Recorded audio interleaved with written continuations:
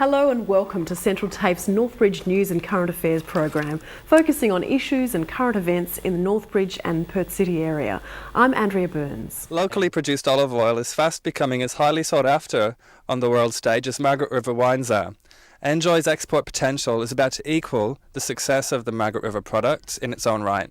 There's quite a revolution happening in Australia with the use of olive oil. You had the sort of Greeks and Italians and other Middle Eastern countries coming in 20, 30, 40, 50 years ago, and they bought their own olive oil. And it's taken the Australians to this long to realise what a wonderful product olive oil is. So what's really exciting is we're off to London next week to showcase our oils to Europe.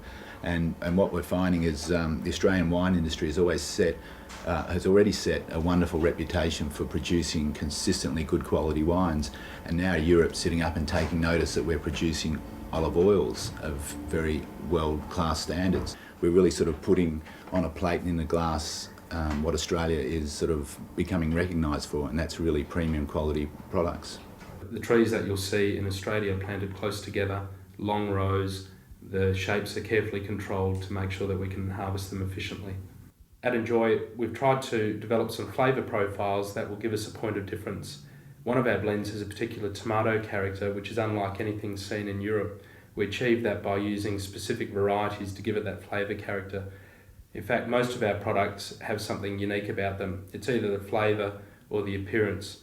So we have our 4 litre cask, the first time Australian olive oil's gone into a cask, and the 20 litre cask, so that what you're paying for is the oil, not the packaging. We've elected to be a marketing company. We don't have trees in the ground, and the reasons for that are that it's still early days in the olive industry.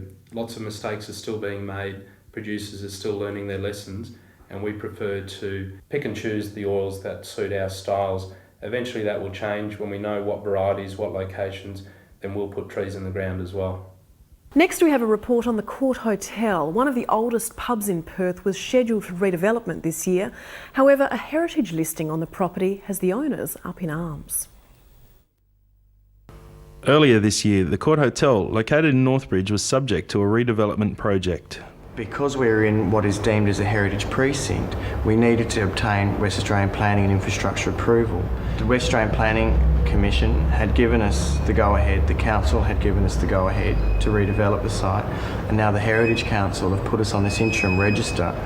Now, at the time that the hotel was bought, and at the time that we purchased the 2 properties next door, there was no heritage listing, and there was nothing for us to sort of like concede that we wouldn't be able to redevelop the sites. Philip Griffiths from the Heritage Council said, "The building plays an important part in the streetscape. The Court Hotel has historic connections with the trade union aspect of the labour movement. Business people in the local area approve the development plan." Anything that brings people to the area has got to be good. I mean, this side of town has been dead for a long, long time. It hasn't changed at all in I don't know how many years. The Heritage Council said that they believe there are other options, yet they failed to show us any other options. If the Heritage Council want the buildings, then we say the Heritage Council, fine, buy them off us. And that's not about to happen. The Heritage Council at any point, at any time, can come into your own home and list your property, and from that day on, your property is worth nothing. The directors of the Court Hotel are still awaiting a decision from the Honourable Tom Stevens, Minister for Heritage. And we'll keep you updated on that one as more information becomes available. Thank you, Andrea.